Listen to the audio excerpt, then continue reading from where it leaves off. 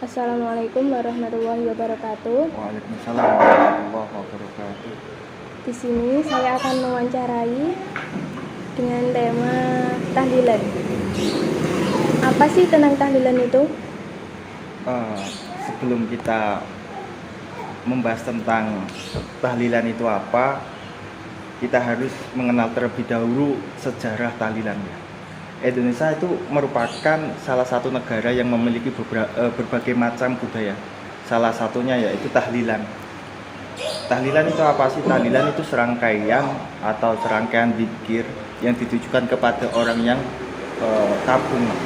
Orang yang kapung itu orang yang sedang meninggal atau sedang yang ditinggal mati oleh saudara maupun kerabatnya. Nah, dari sini tahlilan itu merupakan tradisi yang sangat dinamis, ya kan? Sangat dinamis dan sangat menarik sekali. Karena apa? Sudut pandang tahlilan ini tidak hanya kita melihat dari teori antropologis maupun teori teologis, ya kan? Akan tetapi tahlilan ini dahulunya dibawa oleh Sunan Wali Songo masuk ke tanah Jawa sebelum sebelum Islam menyebar ke tanah Jawa. Untuk mengenai tahlilan sendiri itu dari kata halala yuhallilu tahlilan, itu yang artinya mengucap kalimat la ilaha illallah, atau yang disebut dengan tiada Tuhan yang patut disembah selain Allah. Jadi kalau semisal tahlilan itu banyak yang mengatakan musyrik, ya kan, pada dasarnya dahulu sebelum Nabi, pas zaman Nabi kan tahlilan kan nggak ada. Nggak ada. Banyak orang yang membid'ahkan bahwasanya tahlilan itu bid'ah. Padahal kalau kita melihat dari sisi atau sudut pandang lain, tahlilan itu sangat banyak membawa manfaatnya. Salah satunya apa? Mendoakan orang yang lagi kesusahan, mendoakan orang-orang yang sedang meninggal atau ditinggal oleh kerabatnya. Itu sejarah tahlilan. Sejarah tahlilan itu sebelum kita Islam masuk di tanah Jawa, itu Indonesia atau dulu disebut Nusantara atau tanah Jawa itu beragama dengan agama animisme, atau yang sebagai agama yang mempercayai suatu yang gaib. Terus adanya agama Hindu Buddha itu tidak bisa merubah keragaman atau budaya yang udah melekat pada masyarakat tersebut. Nah, di situ Islam masuk ke Indonesia yang dibawa oleh pedagang dari Persia maupun Wali Songo. Itu alhamdulillah juga dari dikit demi dikit penyebaran agama Islam di tanah Jawa, khususnya di daerah Kudus, Demak maupun yang lain sebagainya, itu adalah menggunakan adat atau Islam dan budaya lokal. Islam budaya lokal itu apa? Islam yang masih identik dengan budaya-budaya yang ada, gitu.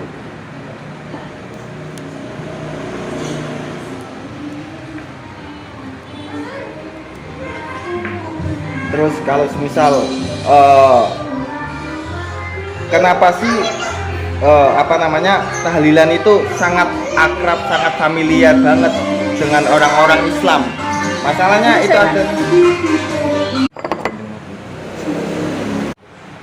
Jadi di sini yang saya tanyakan, bagaimana tata cara seperti bahasa, ciri-ciri penyampaian yang ada di desa saya, yaitu desa Karangbener. Gitu. Untuk tahlil itu urutan atau rangkaian dasar tahlil. Urutannya itu sangat tidak melenceng sekali dengan agama maupun dengan agama-agama yang lain. Masalahnya apa? Bahasa yang digunakan dalam tahlil itu adalah bahasa yang ada di dalam Al-Quran semua, ya kan? Dalam arti di situ kita membaca dan berzikir, ya kan? Zikir kan adalah suatu amalan yang disunahkan oleh kita untuk selalu berbuat kebaikan. Nah, urutan untuk mengenai tahlilan itu sendiri itu adalah tentang satu adalah al-fatihai atau mengirim surat al-fatihah kepada orang yang sudah meninggal. Yang kedua adalah membaca surat al-ikhlas, al-muawwadatain dan al-fatihah. Yang ketiga itu tentang permulaan surat al-baqarah yang alif lam mim itu.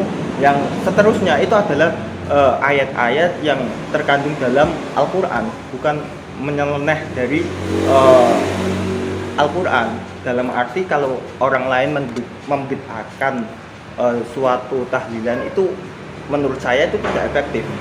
Tidak efektif bagaimana? Karena apa? Karena yang kita baca, yang kita utarakan itu semuanya sudah terkandung dalam Al-Quran. Itulah segi positifnya Al-Quran untuk kita buat amalan sehari-hari kita gitu.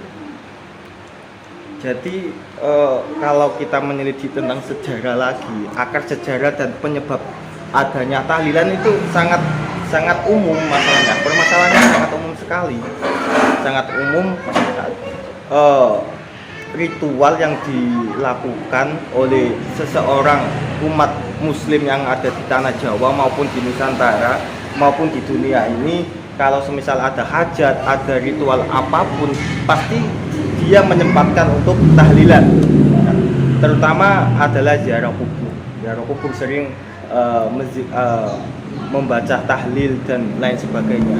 Di situ pun Nabi tidak pernah mengajarkan seperti itu. Akan tetapi ini adalah budaya yang harus kita terapkan, budaya yang harus kita laksanakan dan tidak kita bisa tinggalkan.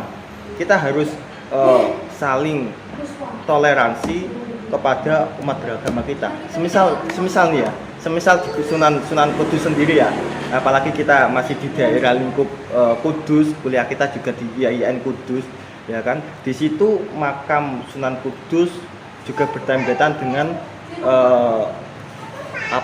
agama yang lain, ya kan? Salah satunya Hindu Buddha di situ. Nah, kenapa Sunan Kudus itu tidak boleh atau melarang warganya untuk menyembelih sapi? Nah, di situ adalah sisi toleransi Sunan Kudus kepada umat lain, gitu loh. Itulah kita diajarkan untuk saling toleransi kepada umat lain dan kita tidak boleh menyalahkan kepada orang lain. Karena apa? Sejatinya apa?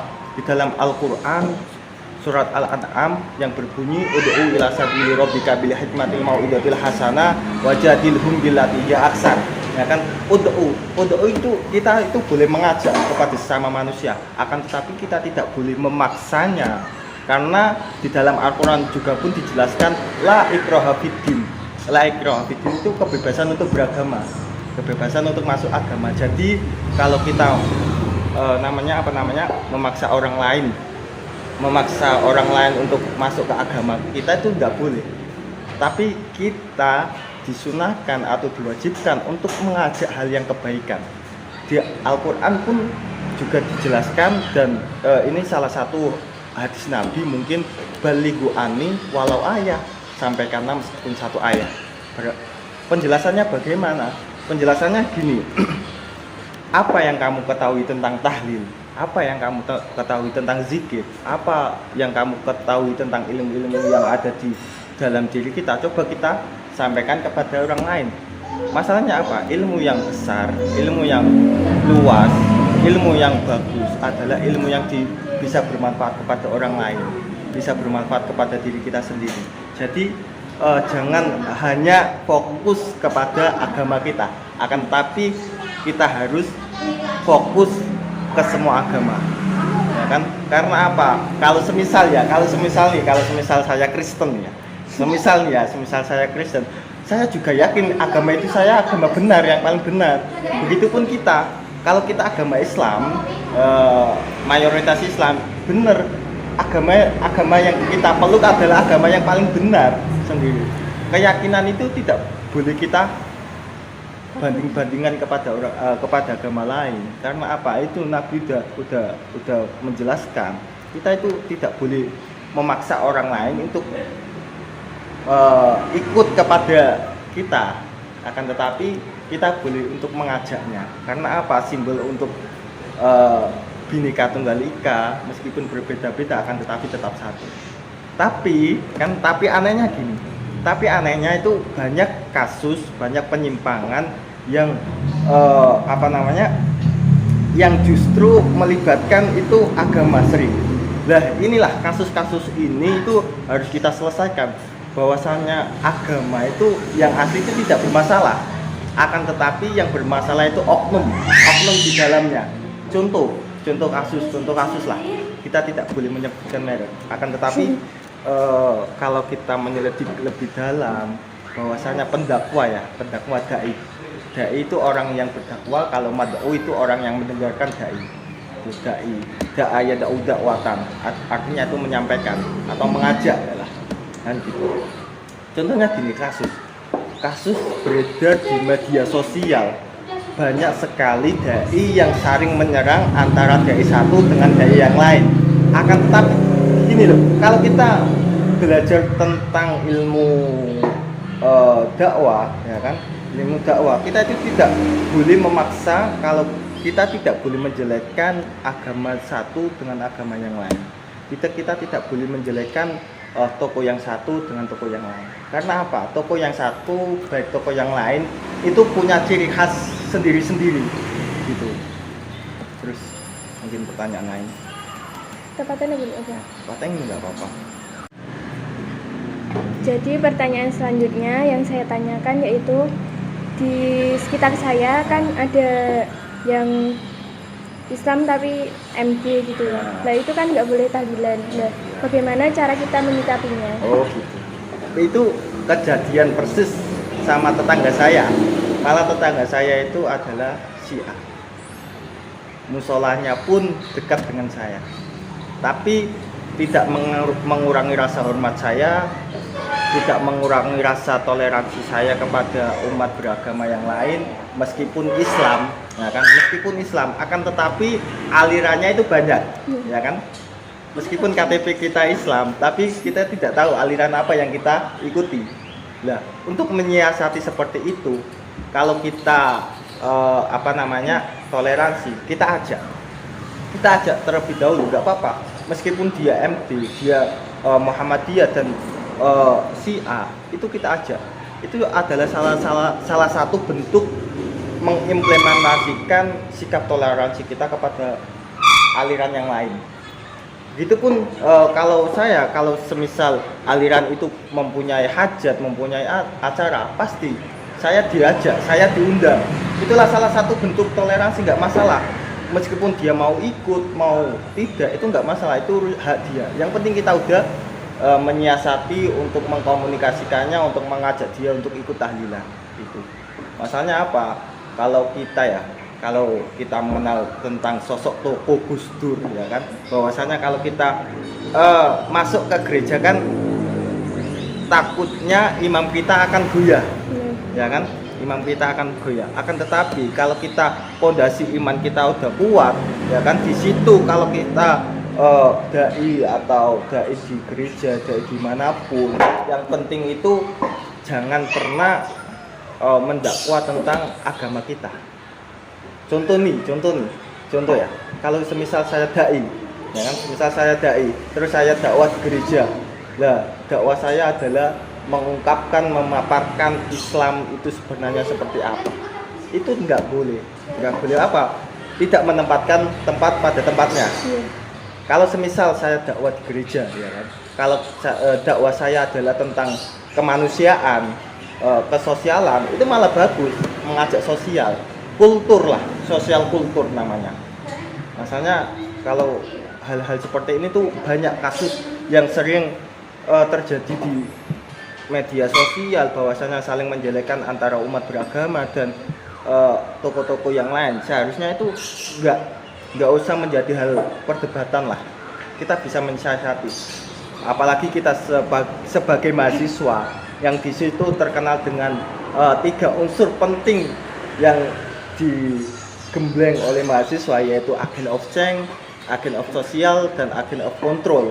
Ya kan, agent of social, bagaimana kita bisa bersosial, bagaimana kita bisa menjadi sosial yang sangat penting kepada masyarakat, dan agent of change, bagaimana kita bisa menjadi perubahan kepada diri kita sendiri terutama dan bagi masyarakat dan agent of control. Itulah salah satu bagaimana kita bisa mengkontrol isu-isu yang ada, isu-isu yang hoax yang menyebar di media sosial. Itu harus. Masalahnya sering saya katakan bahwasanya mahasiswa itu tidak lagi siswa, tidak lagi orang yang belajar di dalam kelas terus. Akan tetapi kalau kita menengok psikolog, bahwasanya 100% dari 30% kuliah itu di dalam kelas. 70%-nya kita cari sendiri. Berarti 70% itu mengimplementasikan ilmu-ilmu yang ada.